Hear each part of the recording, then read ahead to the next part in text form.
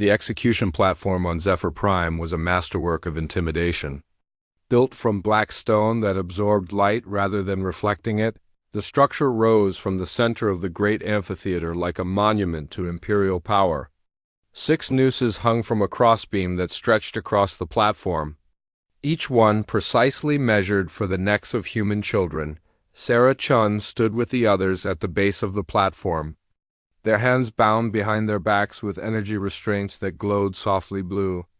The amphitheater held 50,000 Zephyrians, their metallic wings catching the light of their world's 3 suns as they settled in to watch the spectacle. The silence was complete except for the soft whimpering of Liu Wei, who had not stopped crying since they left there. Citizens of the galaxy, the voice of Executor Valethus boomed across the amphitheater and into the broadcast, feeds that carried the signal to 100 worlds. Today, we witness the consequence of deception. The human species chose to violate our sacred territorial laws. They forged documents. They stole resources that belong to all civilized peoples. Today, they pay the price for their arrogance. Sarah looked up at the massive screens surrounding the amphitheater. She could see her own face staring back, pale and terrified, but somehow still defiant. Somewhere out there, her parents were watching. Her whole colony was watching. Earth was watching. Let this serve as a reminder, Executor Valethus continued, that the law applies to all species, regardless of size or age. The young of lawbreakers are not innocent. They carry the sins of their elders, and they must bear the consequences. The Executor was a massive example of his species, nearly 9 feet tall with wings that spread 12 feet when fully extended. His face was perfect in the way that carved marble was perfect, beautiful, cold, and utterly without mercy. He gestured to the 6 children with one clawed hand. These offspring of criminals will hang until dead.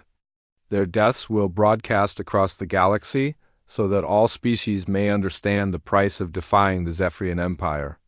Let their sacrifice remind the humans that they are guests in our galaxy, not masters. Sarah felt Tommy's small hand slip into hers despite the restraints. She squeezed back, trying to give him what comfort she could in their final moments. Around them, Zephyrian guards began to move, preparing to lead them up the steps to the platform. That was when the first alarm began to sound. It started as a low wail, barely audible over the Executor's speech.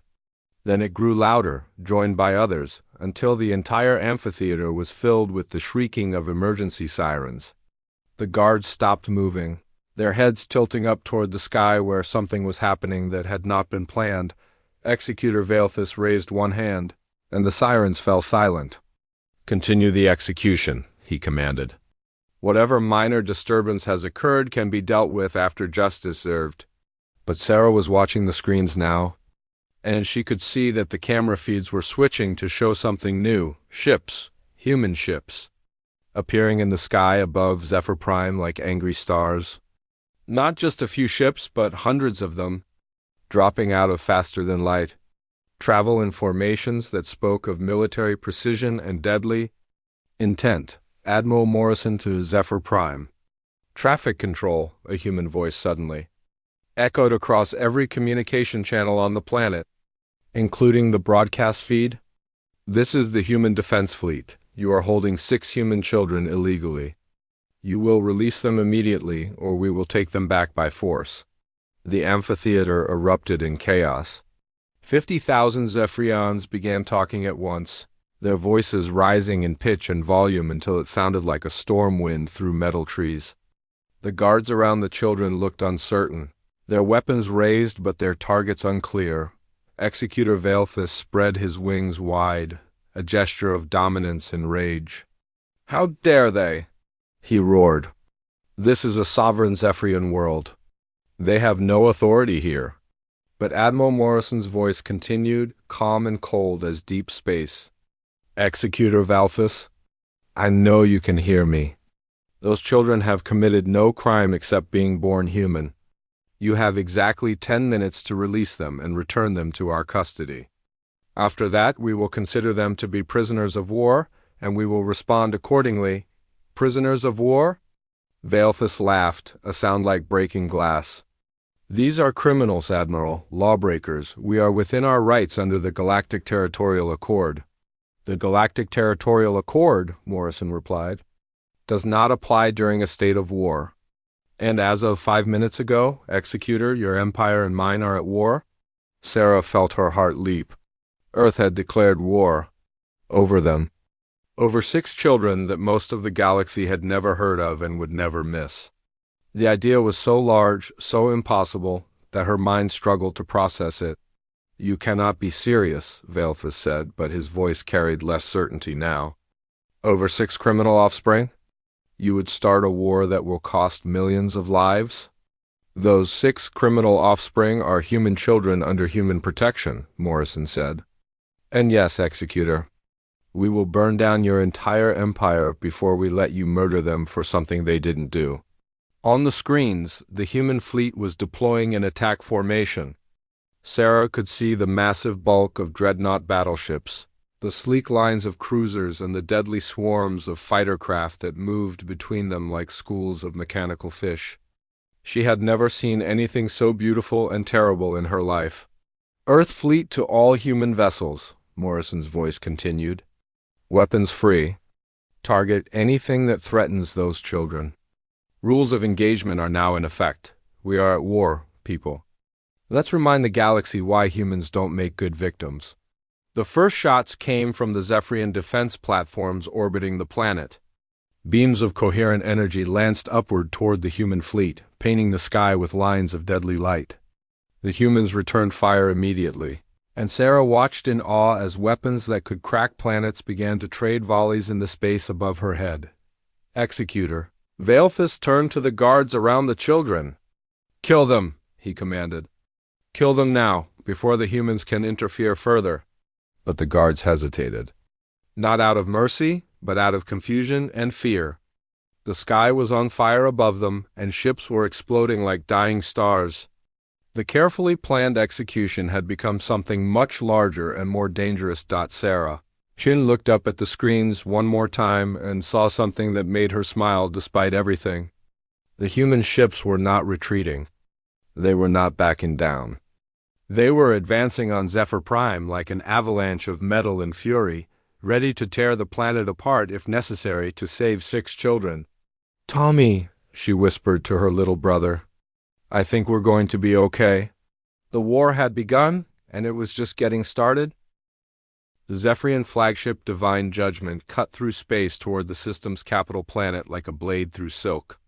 In the holding cell, the 6 children had been given food and water, but nothing resembling comfort. The walls were bare metal, and the only light came from strips along the ceiling that never dimmed.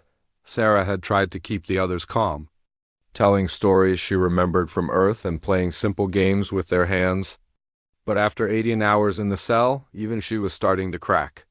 Tommy had cried himself to sleep against her shoulder, while Elena sat in the corner staring at nothing with wide, frightened eyes. When the door finally opened, it was not a Zephyrian who entered, but another human. The man was middle-aged, wearing the gray uniform of a diplomatic aide, and his face carried the weight of terrible news. My name is Robert Chun, he said quietly, and Sarah's heart leaped with hope before crashing back down. The surname was coincidence. She could see in his eyes that he was not family, just another stranger in a galaxy that suddenly seemed full of them.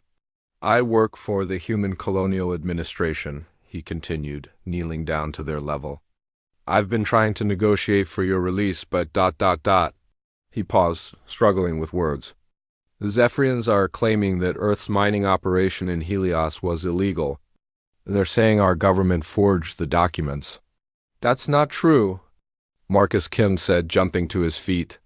My dad told me about the permits. Earth filed everything properly. Robert Chun's expression grew even sadder. I believe you, son. But the Zephyrians have presented evidence to the Galactic Council. DNA traces in the asteroid belt that match minerals found only in protected systems. Timestamps on our documents that they claim are falsified. Whether it's true or not, they've built a case.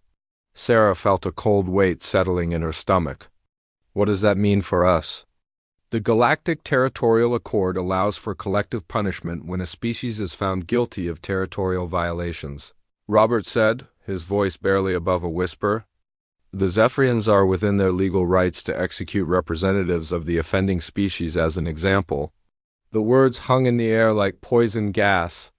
Liu Wei began to cry, a soft, broken sound that made Sarah want to scream. Instead, she forced herself to stay calm, to think. How many people know we're here? She asked. Robert looked surprised by the question. The Galactic Council has been notified. News services across 3 systems are covering the story. Your parents. Your entire colony is watching the feeds. What about Earth?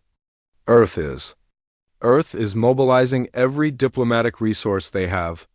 The human defense fleet is being recalled from all outer system patrols. But Sarah, you have to understand, the Zephyrians have the law on their side. Even if our documents weren't forged, they've presented enough evidence to justify their actions under galactic law. Sarah stood up, her 12-year-old mind working faster than it ever had before. So they're going to kill us publicly. To show everyone what happens when you cross the Zephyrian Empire.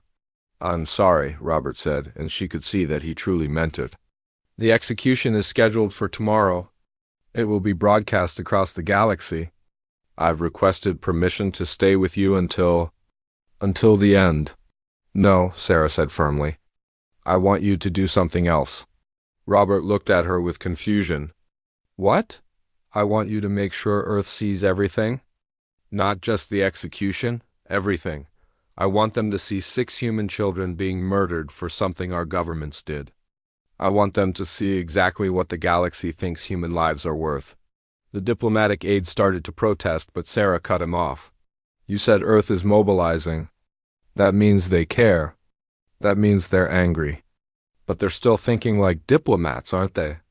Still trying to work within the system? Robert nodded slowly. Then they need to see this, Sarah said, her voice growing stronger with each word. They need to see what the system really is. What happens to human children when they become inconvenient? Over the next few hours, Robert Chun arranged for the news feeds to carry extended coverage of the children's situation. Camera drones followed them as they were transferred to a shuttle that would take them to the execution site on Zephyr Prime. The images that went out across the galaxy showed 6 scared children being paraded through corridors of alien warships like sacrificial offerings on Earth. The feeds were watched by 4 billion people. In the human defense fleet, Admiral Catherine Morrison stood on the bridge of the flagship Indomitable, watching 12-year-old Sarah Chun try to comfort a crying 6-year-old while surrounded by 8-foot-tall alien soldiers. Morrison had served in 3 wars and seen horror that would break most people. But something about watching Tommy Chun sob against his sister's shoulder while being led to his death broke something inside her that had never been broken.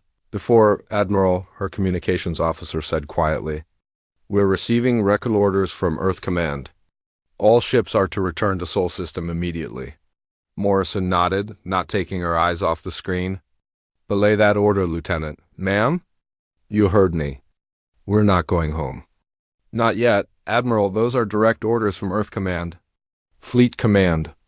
The President himself. Morrison finally turned away from the screen, and her bridge crew saw something in her eyes that made them step back. Lieutenant, patch me through to the fleet. All ships, all channels. Ma'am, I really think... Now, Lieutenant? A moment later, Morrison's voice echoed through every ship in the human defense fleet. This is Admiral Morrison. By now, you've all seen the feeds from Zephyr Prime. You've all seen what's about to happen to 6 human children. Earth Command wants us to come home. To let the diplomats handle this. To let those children die while we file protests and make speeches. She paused, letting that sink in. I'm ordering the fleet to general quarters. All ships will proceed to maximum burn toward Zephyr Prime. We're going to show the galaxy exactly what human children are worth to us. Across the fleet, alarm klaxons began to sound. Ships that had been preparing to return to Earth instead fired their engines and turned toward the heart of the Zephyrian Empire, on Zephyr Prime. Sarah Chun was led into a vast amphitheater where thousands of alien spectators had gathered to watch the execution. She held Tommy's hand and looked up at the massive screens that would broadcast their deaths across the galaxy. She had no way of knowing that her words to Robert Chun had already set something in motion, something that would remind the galaxy why. Despite their small size and relative youth as a spacefaring species, humans were not to be underestimated. The executioner approached, and Sarah closed her eyes, thinking of home. The morning sun cast long shadows across the agricultural colony of New Eden as 12-year-old Sarah Chun tended to the hydroponic gardens. Her younger brother Tommy played nearby with 4 other children, their laughter echoing through the dome that protected their settlement from the harsh, alien atmosphere of Kepler-442c. The colony had been humanity's pride for 15 years. 2,000 settlers had transformed this distant world into a thriving agricultural hub, supplying food to 3 nearby systems. The children born here knew no other home, speaking with accents that mixed Earth languages with new words they had created for things that existed nowhere else in the galaxy. Sarah heard the rumble first, the deep, mechanical growl that made the dome vibrate and sent the smaller children running to their parents. She looked up through the transparent aluminum ceiling to see the massive shadow blotting out the twin suns.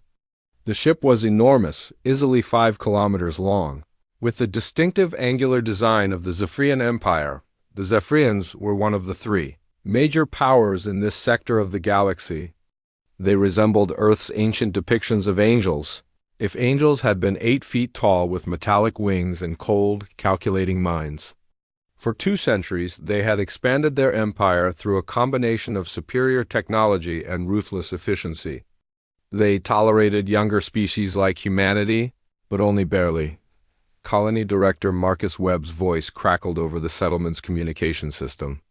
His usually calm demeanor carried an edge of fear that made everyone stop what they were doing. All citizens are to remain in their homes immediately. This is not a drill. Unknown ships are requesting permission to land. But Sarah could see through the dome that permission was not being requested. The Zephyrian vessel was already deploying smaller craft, sleek fighters that moved like silver tears falling from the sky. She grabbed Tommy's hand and called to the other children. "Come on, we need to get inside now." The 6 of them ran across the agricultural sector toward the residential domes. Tommy stumbled, his 8-year-old legs struggling to keep up. Sarah pulled him along while 10-year-old Marcus Kim, the director's son, helped carry 6-year-old Elena Vasquez. Behind them, 9-year-old David Park and 7-year-old Liu Wei ran as fast as their small legs could carry them. They were halfway to safety when the transport ship landed directly in their path. Its hull was polished to a mirror finish, reflecting the dome's internal lights in patterns that hurt to look at.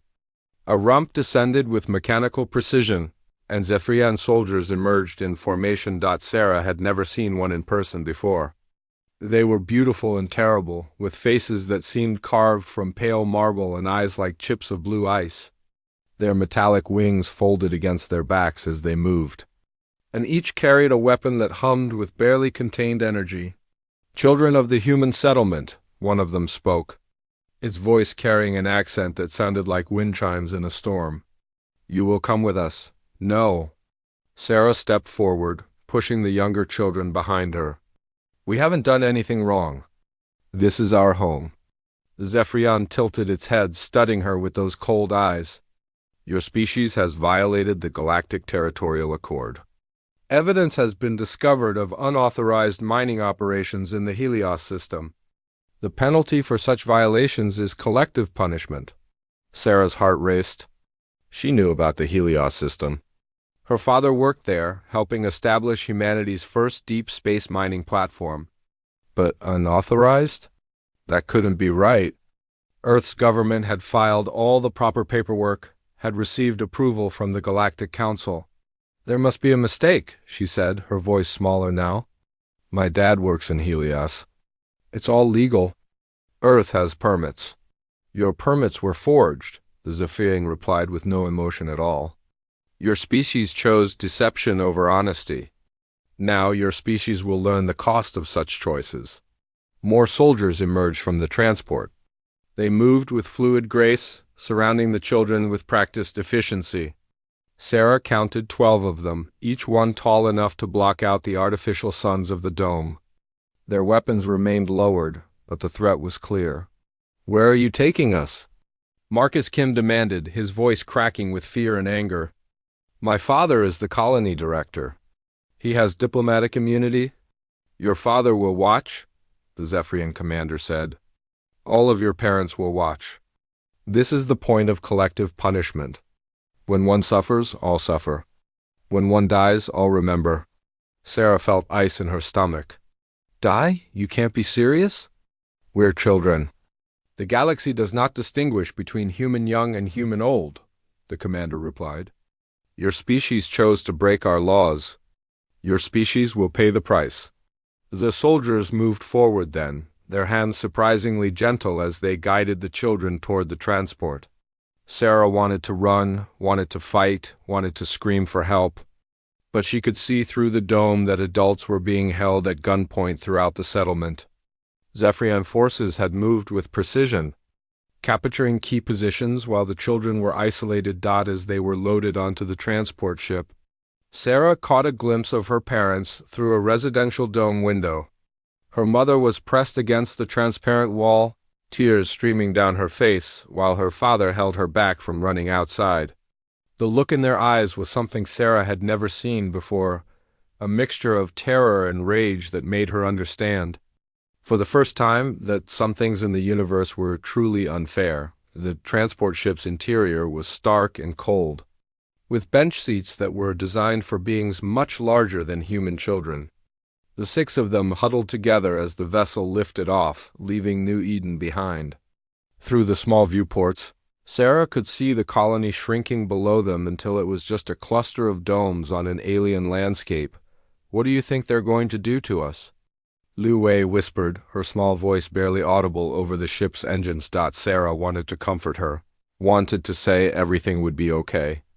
But as she looked at the Zephyrian soldiers standing guard over them, their faces expressionless and their wings folded like blades against their backs, she realized that lies would not help anyone now.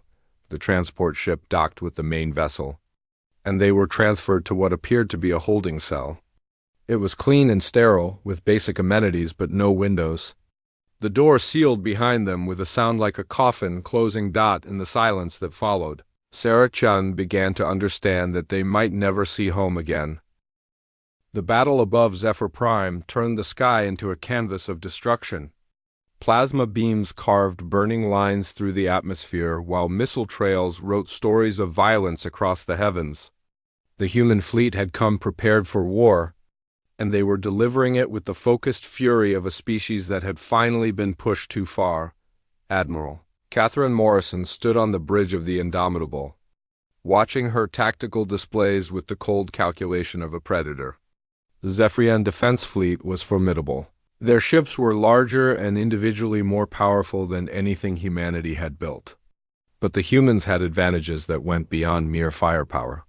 "Status report," Morrison commanded, her eyes never leaving the screens that showed the amphitheater below. "The Zephyrian orbital defense platforms are at 30% effectiveness," her tactical officer reported. "Our fighter squadrons have broken through their outer perimeter. Captain Zhang's squadron is beginning atmospheric entry now." "Good, what about ground forces?" "Admiral," her communications officer interrupted, "we're receiving a transmission from Executor Velthus. He's demanding to speak with you." Morrison smiled, and it was not a pleasant expression. "Put him through." The main screen flickered, and Executor Velthus appeared. His perfect features were distorted by rage and disbelief. Behind him, the amphitheater was in chaos as Zephyrian civilians fled the incoming human attack. "Admiral Morrison," he said, his voice tight with controlled fury, "you are committing an act of war against a sovereign system. The Galactic Council will—" "The Galactic Council," Morrison interrupted, "can kiss my ass, Executor. You want to murder children? Then you get to deal with what comes next. Those children are criminals under galactic law."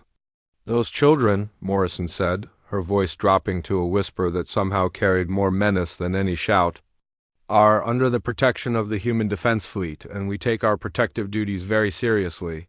On the ground, Sarah Chun and the other children were still standing at the base of the execution platform, but the scene around them had transformed into something from a nightmare.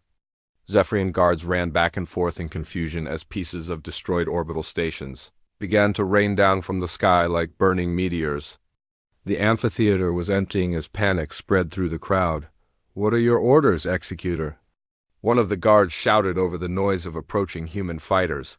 Veilthus turned away from the screen, his massive wings spreading wide. "Execute the children now. We will not be dictated to by these upstart mammals." But before the guards could move, the first human fighters screamed overhead, their engines trailing fire as they dove toward the amphitheater. Sarah looked up to see machines of war unlike anything she had ever imagined, sleek, deadly craft that moved with the precision of hunting birds and the power of falling stars. The lead fighter opened fire, not at the children or the crowd, but at the execution platform itself. Plasma cannons designed to punch through starship armor turned the black stone structure into vapor and dust in seconds. The nooses, the crossbeam, the entire symbol of Zephyrian justice simply ceased to exist, replaced by a crater that glowed with residual heat. "This is Captain Jiang of the 77th Fighter Squadron," a voice boomed from the fighter's external speakers. "Zephyrian forces, step away from the children immediately, or we will consider you valid military targets." The guards around the children raised their weapons toward the fighters, but Sarah could see the uncertainty in their movements. These were execution guards, not combat soldiers. They were trained to manage bound prisoners, not fight a military engagement against one of the galaxy's most aggressive species. "Don't shoot!" Sarah called out suddenly, her young voice cutting through the noise of battle. "We're human children. Don't hurt them because of us."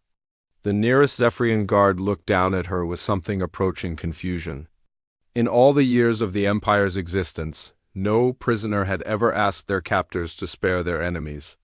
The concept was so alien to Zephyrian thinking that the guard actually lowered his weapon. "Captain." Jiang's fighter circled overhead like a mechanical angel of death.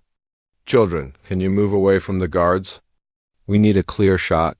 Sarah looked at the guards around them, then at her fellow prisoners. Tommy was staring up at the fighter with wonder and fear, while Marcus Kim had a calculating look that reminded her of his father. The other children were too scared to do anything but follow her lead. "No," she said, loud enough for everyone to hear. "If you shoot them, you're as bad as they are. We won't be saved by becoming murderers." Admiral Morrison heard those words through the fighter's communication link, and something tightened in her chest. A 12-year-old girl, moments away from execution, was trying to prevent bloodshed. The Admiral had been in space for 30 years, had seen the best and worst that the galaxy had to offer, but she had never heard anything that spoke more clearly about what it meant to be human. "Captain Jiang," she said over the command channel, "new orders. Secure those children without harming the guards if possible." "Ma'am?" "You heard me, Captain. Those children just reminded us who we are. Don't make them watch us become something else." The fighters began to land in the amphitheater, their landing jets sending clouds of steam and debris into the air. Human soldiers emerged from the craft, moving with tactical precision but keeping their weapons lowered. They were clearly ready for violence, but they were also clearly hoping to avoid it. The Zephyrian guards found themselves surrounded by humans in combat armor, soldiers who moved with the fluid grace of people who had trained for battle their entire lives. But the humans made no aggressive moves, simply forming a protective circle around the children. "Executor Veilthus," Captain Jiang said, removing his helmet to reveal a young face marked by determination and barely controlled anger. "We're here for the children. Nothing more.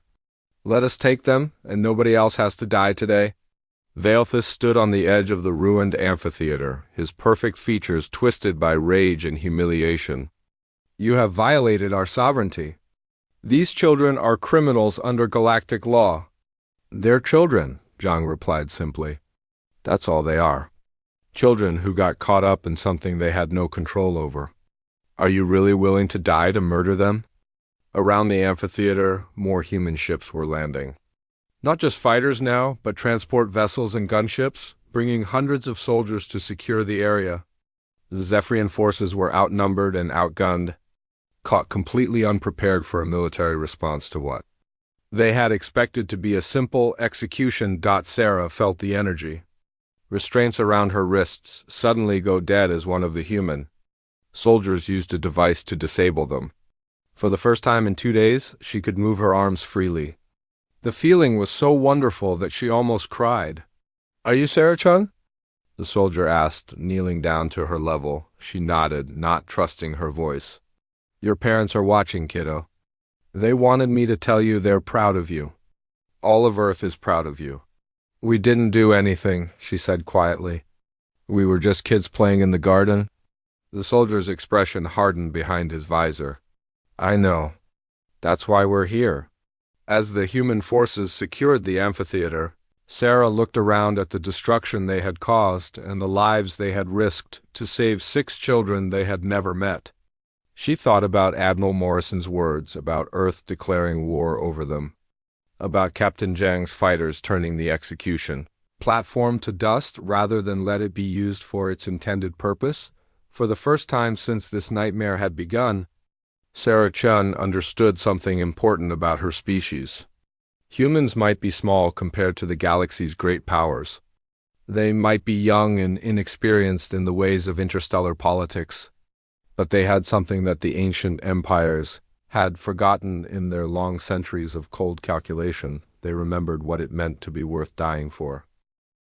The human transport ship Mercy's Edge lifted off from Zephyr Prime, with precious cargo, 6 children who had become the catalyst for something that would reshape the galaxy.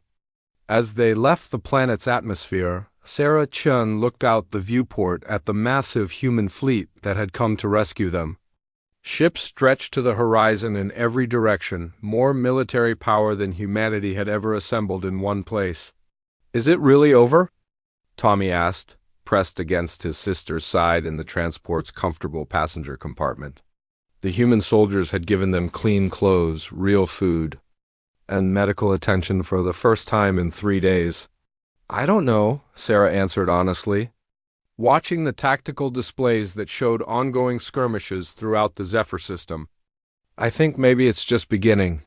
Admiral Morrison had transferred her flag to the Mercy's Edge for the journey back to human space. She wanted to speak with the children personally to understand exactly what had happened and why.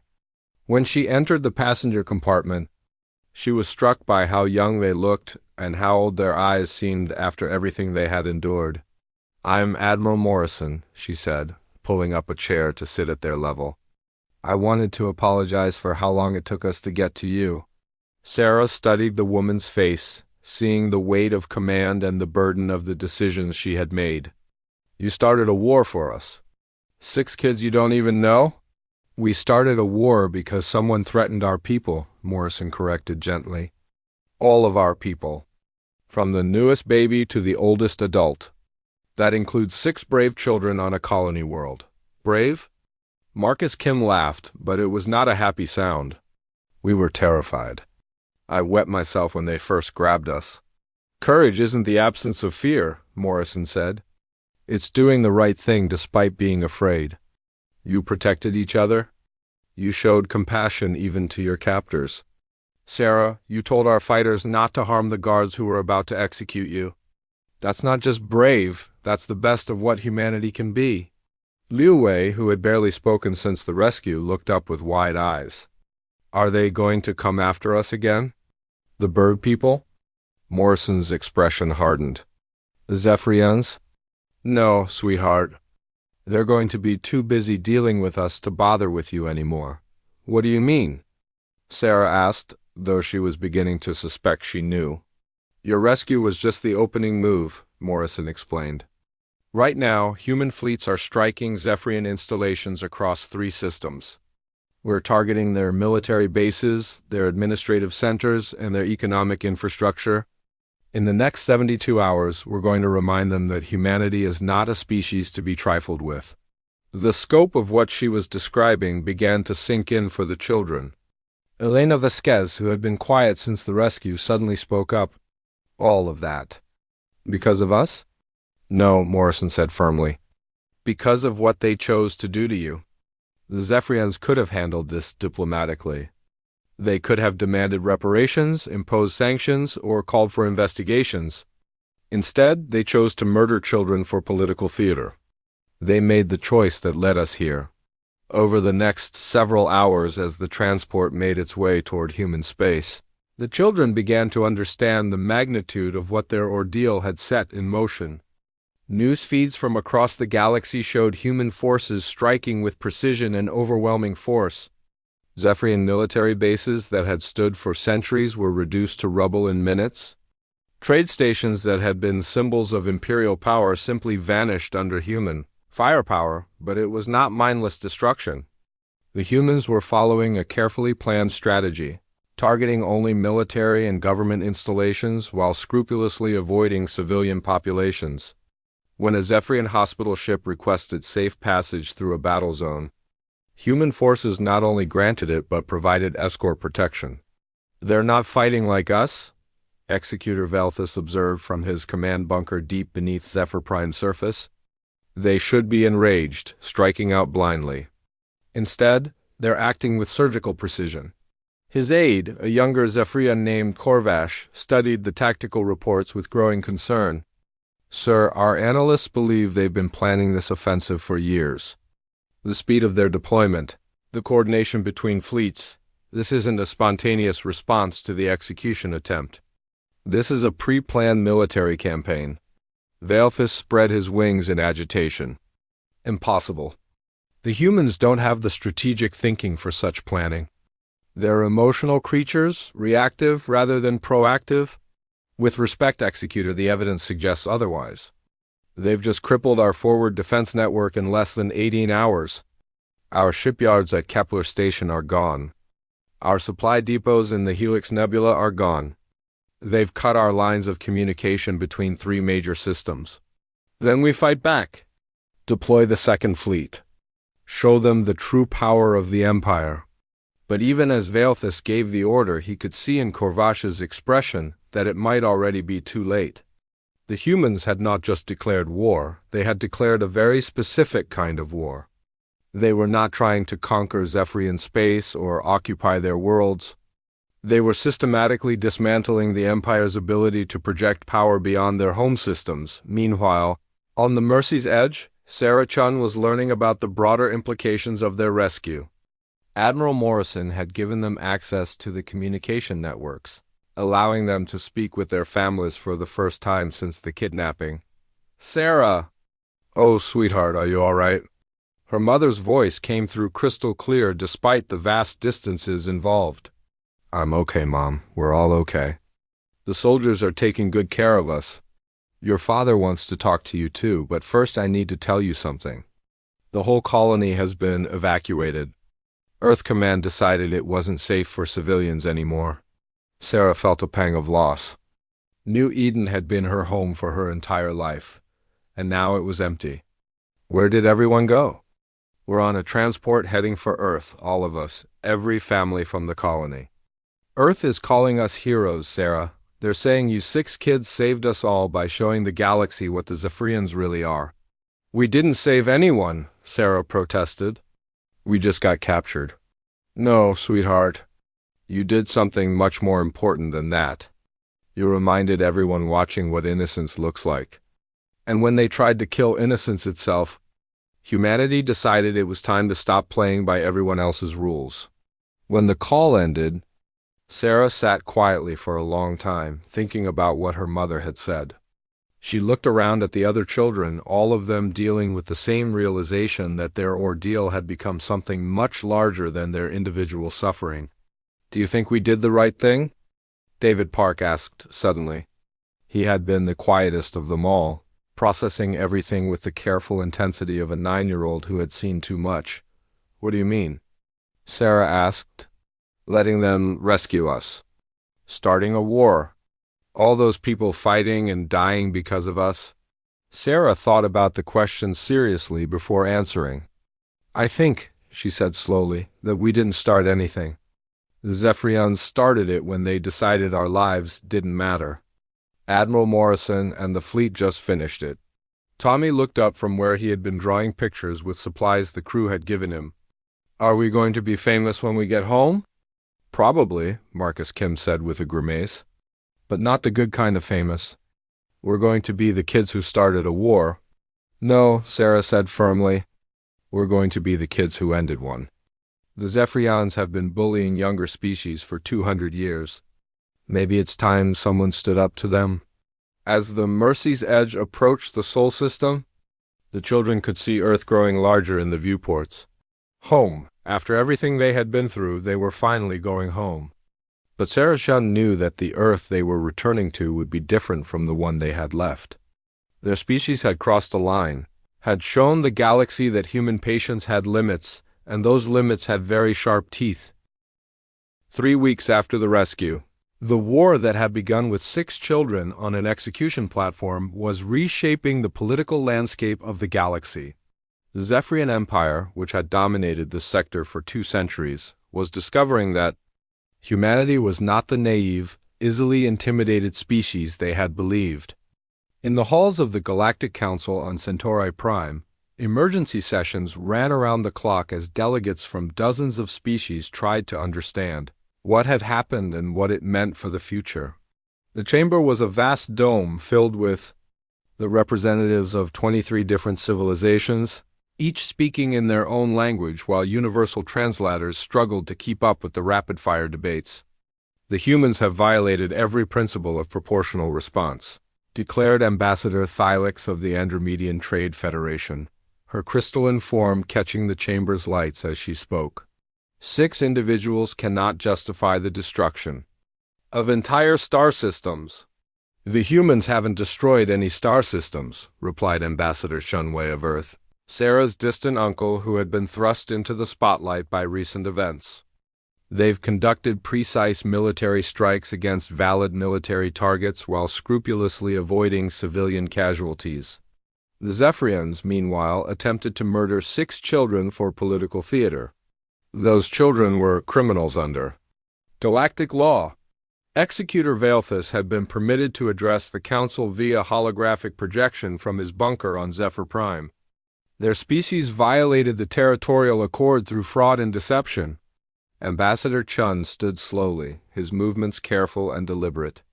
Executor, even if those charges were true, which our investigation has proven they are not, children cannot be held responsible for the actions of governments they have no control over. The fact that you cannot understand this distinction tells us everything we need to know about Zephyrian justice. Our investigation? Veilthus's holographic image flickered with digital interference. You mean your cover-up? The evidence of human forgery is clear. The evidence, Chun replied, pulling up a data display that filled the chamber's central projection area, shows that the mining permits were legitimate and properly filed. The forgery you claim to have discovered was planted in our databases by Zephyrian intelligence operatives. We have the identities of 3 agents, complete records of their operations, and testimony from a defector who has provided us with details of the entire operation. The chamber erupted in shocked conversation as the implications sank in. The Zephyrians had not just attempted to execute innocent children, they had framed humanity for crimes they didn't commit in order to justify the execution. This is preposterous. Veilthus protested, but his image was beginning to break up as his signal was being jammed. You cannot prove, actually, Chun said with a cold smile. We can prove it. Because 3 hours ago, human forces captured the Zephyrian intelligence base on Kepler Station. We have their files, their communication logs, and most importantly, we have the agents themselves. They've been very talkative under questioning. The silence that followed was deafening. Even the most pro-Zephyrian delegates found themselves staring at the evidence with growing horror. The Empire had not just violated galactic law. They had manipulated it, twisted it, and used it as a weapon against an innocent species. Ambassador Thylix was the first to speak. If this evidence is authentic, it is, Chun assured her. We've provided copies to every delegation, along with independent verification from 3 separate galactic forensics firms. The Zephyrians committed fraud on a massive scale, then attempted to use that fraud to justify the murder of children. On Earth, the 6 children who had started it all were dealing with their newfound fame in different ways. Sarah Chun found herself speaking to packed auditoriums, telling their story to audiences that hung on every word. But it wasn't the story people expected. "Everyone wants to hear about how scared we were," she told the crowd at the United Nations Assembly Hall. "They want to hear about the torture, the fear, the helplessness." But that's not what I remember most clearly. The assembly fell silent, 5,000 delegates and observers waiting for her words. What I remember most is the moment when Captain Zhang asked us to move away from the guards so he could shoot them. And I said no. I said that if they shot the guards, they would be as bad as the people who tried to execute us. She paused, looking out at the sea of faces. That's what makes us human. Not our technology, not our military power, not our anger when we're wronged. It's the fact that even when we have every reason to hate, we choose not to. Even when we have every justification for revenge, we choose mercy instead. The applause that followed was thunderous, but Sarah barely heard it. She was thinking about Tommy, who was back at school and trying to pretend that nothing had changed. About Marcus Kim, who woke up screaming most nights. About Liu Wei, who still flinched whenever she saw anything that reminded her of Zephyrian wings. They had survived, but survival came with costs that the cheering crowds would never understand. Meanwhile, in deep space, Admiral Morrison was conducting the final phase of what military historians would later call the Zephyr Campaign. The human fleet had systematically dismantled the Empire's military infrastructure, but they had done it without a single civilian casualty. It was a demonstration of power that was all the more terrifying for its restraint. "Admiral," her communications officer reported, "we're receiving a transmission from Zephyr Prime, its executor Valthus, requesting terms for cessation of hostilities." Morrison smiled grimly. "Put him through." Valthus appeared on the main screen, and Morrison could see that the perfect composure he had maintained during the execution attempt was gone. His wings were folded tight against his back in a gesture of submission, and his crystalline blue eyes held the hollow look of defeat. "Admiral Morrison," he said, his voice carefully controlled. "The Zephyrian Empire is prepared to negotiate an end to this conflict. Are you?" Morrison replied. "Because 3 weeks ago, you were prepared to murder 6 children on galactic television. I'm not sure your word means very much to us anymore. We acted hastily. Perhaps we could have handled the situation with more consideration for human sensitivities." Morrison's expression didn't change. "Executor, let me be very clear about something. We didn't start this war because of human sensitivities. We started it because you attempted to commit genocide against children to make a political point. The fact that you still don't understand the difference is exactly why this war was necessary."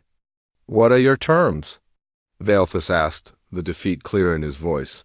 "Full reparations to the families of the children you traumatized. Public admission that the charges against humanity were fabricated. Withdrawal of all Zephyrian forces from the border systems. And one more thing." "What?" Morrison leaned forward, her voice dropping to a whisper that somehow carried more menace than any shout. "You will never, ever threaten a human child again. Because if you do, Executor, we won't stop with dismantling your military. We'll dismantle your entire civilization. Are we understood?" Valthus nodded slowly, his perfect features reflecting the knowledge that the galaxy's balance of power had just shifted forever. The war was ending, but the message had been sent to every species watching. Humanity might be young, they might be small, but they protected their own with a ferocity that made ancient empires tremble. And they would never, ever forget what it meant to be worth fighting for. 3 weeks after the rescue, the war that had begun with 6 children on an execution platform was reshaping the political landscape of the galaxy. The Zephyrian Empire, which had dominated this sector for 2 centuries, was discovering that humanity was not the naive, easily intimidated species they had believed.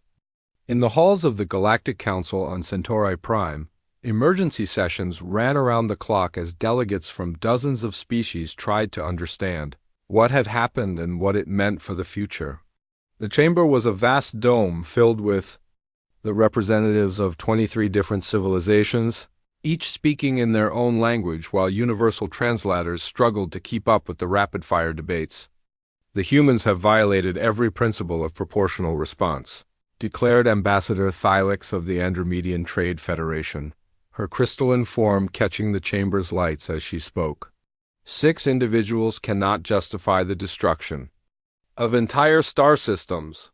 The humans haven't destroyed any star systems, replied Ambassador Shunwei of Earth, Sarah's distant uncle who had been thrust into the spotlight by recent events. They've conducted precise military strikes against valid military targets while scrupulously avoiding civilian casualties. The Zephyrians, meanwhile, attempted to murder 6 children for political theater. Those children were criminals under galactic law. Executor Veilthus had been permitted to address the Council via holographic projection from his bunker on Zephyr Prime. Their species violated the territorial accord through fraud and deception. Ambassador Chun stood slowly, his movements careful and deliberate. Executor, even if those charges were true, which our investigation has proven they are not, children cannot be held responsible for the actions of governments they have no control over. The fact that you cannot understand this distinction tells us everything we need to know about Zephyrian justice. Our investigation? Veilthus's holographic image flickered with digital interference. You mean your cover-up? The evidence of human forgery is clear.